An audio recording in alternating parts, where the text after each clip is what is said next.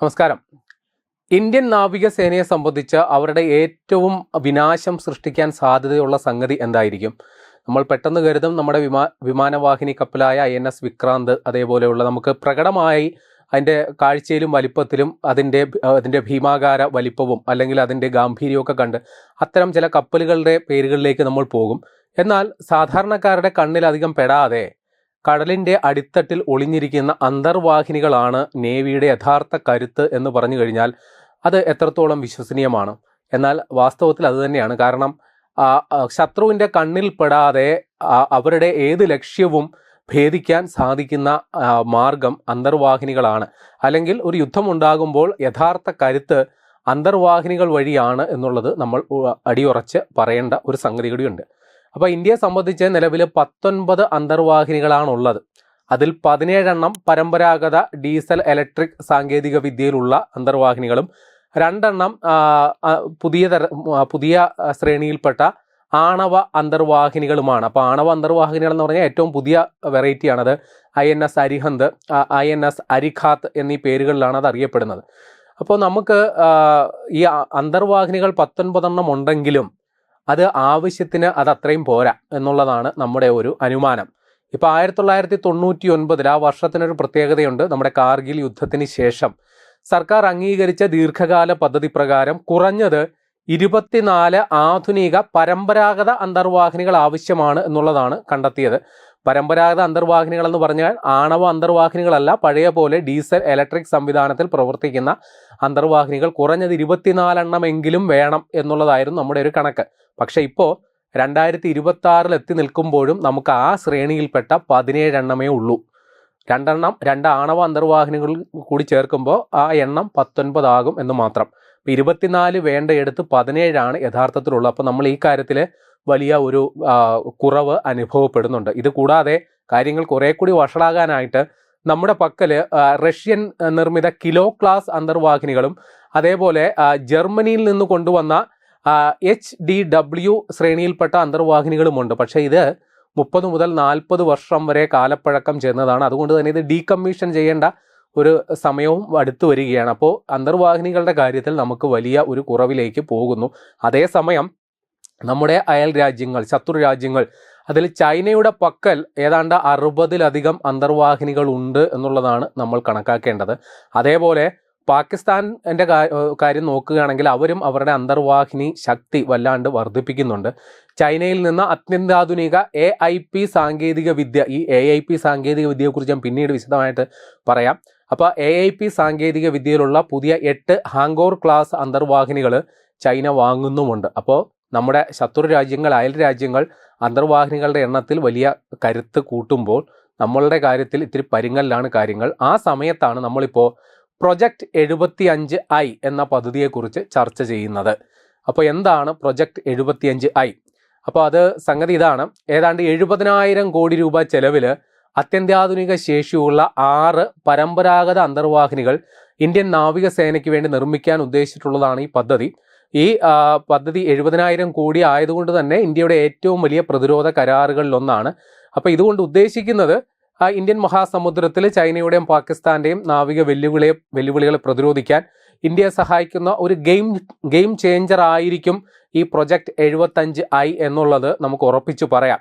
അപ്പോൾ ഇത് പ്രകാരം മുംബൈയിലെ മസഗോൺ ഡോക്ക് ഷിപ്പ് ബിൽഡേഴ്സ് ലിമിറ്റഡും ജർമ്മനിയുടെ തിസ്ലൻ ഗ്രൂപ്പ് മറൈൻ സിസ്റ്റംസും സംയുക്തമായിട്ടാണ് ഇന്ത്യയിൽ പരമ്പരാഗതമായ, അതായത് ഇന്ത്യയിലാണ് ഇത് നിർമ്മിക്കുന്നത്. പരമ്പരാഗതമായി നമ്മൾ റഷ്യൻ പ്രതിരോധ സാമഗ്രികളെ ആശ്രയിച്ചാണ് ഇത്തരം കാര്യങ്ങൾ നടത്തുന്നതെങ്കിൽ ഇവിടെ നമ്മൾ ഇതിൽ ജർമ്മനിയുമായിട്ട് കൈകോർക്കുന്നു എന്നുള്ളത് നമ്മുടെ ആയുധ വൈവിധ്യവൽക്കരണത്തിൻ്റെ നടപടിയുടെ ഭാഗമായിട്ടാണ് എന്നുള്ളത് കൂടി മനസ്സിലാക്കി വെക്കണം.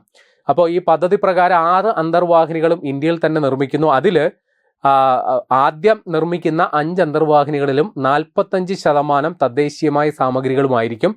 6ാമത്തെ അന്തർവാഹിനികളിൽ 60% തദ്ദേശീയ സാമഗ്രികൾ ഉപയോഗിക്കും എന്നുള്ളത് കൂടി മനസ്സിലാക്കുക. ഈ പറയുന്ന പ്രൊജക്റ്റ് ഏതാണ്ട് 2007 അനുമതി കൊടുത്തതാണ്. 1999 ഇതിനുള്ള ചർച്ചകൾ തുടങ്ങിയെങ്കിലും ഈ പ്രൊജക്ട് 75 2007 അനുമതി കൊടുത്തിട്ടും ഇത് ഒരുപാട് വൈകുന്ന ഒരവസ്ഥ ഉണ്ടായി. അപ്പോൾ അതിൻ്റെ പ്രശ്നം ഇതിൽ വാണിജ്യ വ്യവസ്ഥകളെയും സാങ്കേതിക സവിശേഷതകളെയും ചൊല്ലി തർക്കങ്ങളുണ്ടായി. ഞാൻ നേരത്തെ പറഞ്ഞു ജർമ്മനിയുമായിട്ടുള്ളൊരു കരാറാണ്. അപ്പോൾ ഇതിൽ രണ്ടുപേർക്കും തർക്കമുണ്ടാകാൻ ചില കാരണങ്ങളുണ്ട്. അതിൽ പ്രധാന സംഗതി ഇന്ത്യയുടെ നിബന്ധന പ്രകാരം പദ്ധതിയിലുണ്ടാകുന്ന എന്തെങ്കിലും പരാജയങ്ങൾക്കോ അപകടങ്ങൾക്കോ ഉള്ള പൂർണ്ണ ഉത്തരവാദിത്വവും ബാധ്യതയും വിദേശ സാങ്കേതിക പങ്കാളിയായ ജർമ്മൻ കമ്പനി ഏറ്റെടുക്കണമെന്നതായിരുന്നു. അപ്പോൾ ഇത്രയും വലിയ സാമ്പത്തിക ബാധ്യത ഒന്നിച്ചേറ്റെടുക്കാൻ അവർ ആദ്യം തയ്യാറായില്ല. അപ്പോൾ ഇതായിരുന്നു പ്രധാന പ്രശ്നം. കൂടാതെ ഈ AIP സാങ്കേതിക വിദ്യ, അതിൻ്റെ മുഴുവൻ പേര് എയർ ഇൻഡിപെൻഡൻറ്റ് പ്രൊപ്പൽഷൻ സിസ്റ്റം എന്നാണ്. ഈ സാങ്കേതിക വിദ്യയുടെയും അന്തർവാഹിനിയുടെ രൂപകൽപ്പനയും പൂർണ്ണമായ കൈമാറ്റത്തെ അല്ലെങ്കിൽ ട്രാൻസ്ഫർ ഓഫ് ടെക്നോളജി ആ ട്രാൻസ്ഫർ ഓഫ് ടെക്നോളജിയെക്കുറിച്ചും അതിൻ്റെ ഭൗതിക സ്വത്തവകാശം ഇൻ്റലക്ച്വൽ പ്രോപ്പർട്ടി ഇതിനെ ചൊല്ലിയും രണ്ട് കൂട്ടരും തമ്മിൽ വലിയ തർക്കമുണ്ടായിരുന്നു. പിന്നെ ഈ മേക്ക് ഇൻ ഇന്ത്യ പദ്ധതിയുടെ ഭാഗമായിട്ട് അന്തർവാഹിനികളുടെ വലിയൊരു ശതമാനം ഭാഗങ്ങളും ഇന്ത്യയിൽ തന്നെ നിർമ്മിക്കണമെന്ന കടുത്ത നിബന്ധന ഇന്ത്യ മുന്നോട്ട് വെച്ചതും അവർക്ക് സ്വീകാര്യമായില്ല. ഇപ്പോൾ അന്തർവാഹിനികൾക്ക് ആവശ്യമായ സ്പെയർ പാർട്സുകൾ ജർമ്മനിയിൽ നിന്ന് ഇന്ത്യയിലേക്ക് കൊണ്ടുവരേണ്ടതുണ്ട്. പക്ഷേ അങ്ങനെ ആ സംഗതികൾ ഇങ്ങോട്ട് കൊണ്ടുവരാനായിട്ട് ജർമ്മനിയുടെ കർശനമായ ലൈസൻസിങ് നിയമങ്ങൾ ഒരു തടസ്സമായിരുന്നു. അതും മാറ്റിക്കിട്ടാനായിട്ട് ഇന്ത്യക്ക് കാലതാമസമെടുത്തു. അപ്പോൾ ഇത്രയും സങ്കീർണമായ സാങ്കേതികവിദ്യ ഇന്ത്യയിൽ വികസിപ്പിക്കുന്നതിനുള്ള ഇന്ത്യയുടെ പ്രതിരോധ മന്ത്രാലയവും ജർമ്മൻ കമ്പനിയും തമ്മിൽ ഒരു ഒത്തുതീർപ്പിലെത്താനായിട്ടുള്ള ഒരു സമയമെടുത്തു. അതും വലിയൊരു വെല്ലുവിളിയായിട്ട് വരുന്നുണ്ട്. ഏതായാലും ഈ കാര്യത്തിൽ വലിയൊരു പുരോഗതി സമീപ ദിവസങ്ങളിൽ ഉണ്ടാകും. കാരണം ഇത് സംബന്ധിച്ച നിർദ്ദേശം സുരക്ഷാ കാര്യങ്ങൾക്കായുള്ള ക്യാബിനറ്റ് സമിതിയുടെ അതായത് CCS പരിഗണനയ്ക്ക് ഉടൻ എത്തുമെന്നാണ് ഇപ്പോഴുള്ള സൂചന. അപ്പോൾ വലിയ താമസമില്ലാണ്ട് CCSന്റെ അനുമതി ലഭിക്കും. അങ്ങനെയാണെങ്കിൽ കരാർ ഒപ്പിടലും നിർമ്മാണ പ്രവർത്തനങ്ങളും വരുന്ന ദിവസങ്ങളിൽ തന്നെ ആരംഭിക്കാൻ സാധിക്കും എന്നുള്ളതാണ്.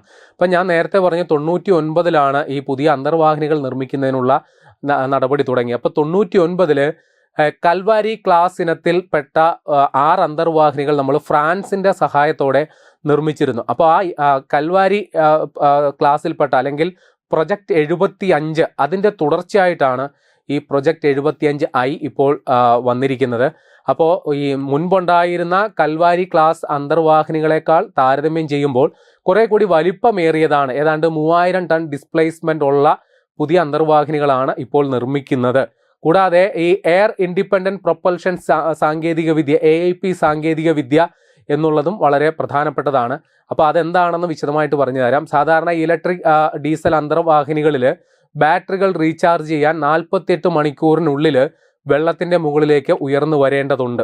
അപ്പോൾ ഈ AIP സാങ്കേതിക വിദ്യ ആണ് ഉപയോഗിക്കുന്നതെങ്കിൽ ആ 48 മണിക്കൂർ എന്നുള്ളത് 2 മുതൽ 3 ആഴ്ച വരെ തുടർച്ചയായിട്ട് വെള്ളത്തിനടിയിൽ മുങ്ങിക്കിടക്കാൻ സാധിക്കും.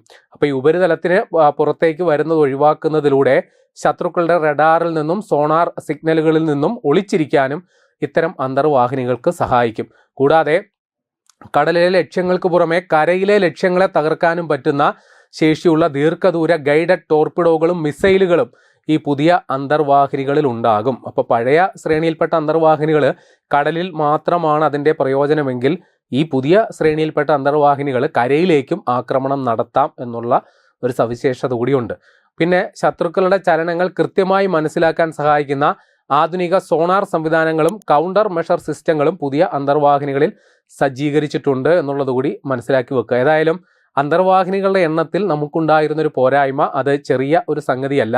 കാരണം ഇന്ത്യ പാകിസ്ഥാൻ യുദ്ധങ്ങൾ ഉണ്ടായ സമയത്തും അല്ലെങ്കിൽ അല്ലാത്തപ്പോഴും എല്ലാം തന്നെ കടലിൽ വലിയ പ്രതിരോധം സൃഷ്ടിക്കുക എന്നുള്ളത് വലിയൊരു തന്ത്രപരമായ ഒരു നീക്കമാണ്. അപ്പോൾ ആ കാര്യത്തിൽ ഇന്ത്യ വലിയ രീതിയിൽ ഒരു ശ്രമം ഇപ്പോൾ ആരംഭിച്ചു കഴിഞ്ഞു. പ്രത്യേകിച്ചും ഇന്ത്യൻ സമുദ്ര മേഖലയിൽ ചൈനയുടെയും പാകിസ്ഥാൻ്റെയും അന്തർവാഹിനികളും സൈനിക കപ്പലുകളുമൊക്കെ തന്നെ വലിയ സാന്നിധ്യം ഈ സമീപ ദിവസങ്ങളിൽ ഉണ്ടാക്കുന്നുണ്ട്. അത് നമുക്ക് സൃഷ്ടിക്കുന്ന ഭീഷണിയും ചെറുതല്ല. അപ്പോൾ നമ്മൾ ഇപ്പോൾ തന്നെ ഒരുപാട് വൈകിപ്പോയ ഒരു പദ്ധതിയാണ്. അപ്പോൾ അത് സംബന്ധിച്ച് എന്തുകൊണ്ട് വൈകി എന്നുള്ളതിനെ സംബന്ധിച്ച് നമ്മൾ ഇതിനോടകം വിശദീകരിച്ചു കഴിഞ്ഞു. ഏതായാലും ആ സാങ്കേതിക പ്രശ്നങ്ങളെല്ലാം ഇതിനോടകം തന്നെ പരിഹരിക്കപ്പെട്ടു. ഇനി ഈ അന്തർവാഹിനികളുടെ നിർമ്മാണം അതിൻ്റെ മറ്റ് കാര്യങ്ങളിലേക്ക് രാജ്യം കടക്കുകയാണ്. അപ്പോൾ പുതിയ 6 അന്തർവാഹിനികൾ കൂടി എത്തുന്നതോടെ നമ്മുടെ നാവികസേനയ്ക്ക് അവരുടെ കരുത്തിലുണ്ടായ ചെറിയ ഒരു സംശയം അതിനുപോലും നമുക്ക് പരിഹാരമുണ്ടാക്കാൻ ഒരു പരിധിവരെ ഈ ഒരു പദ്ധതിയിലൂടെ സാധിക്കും.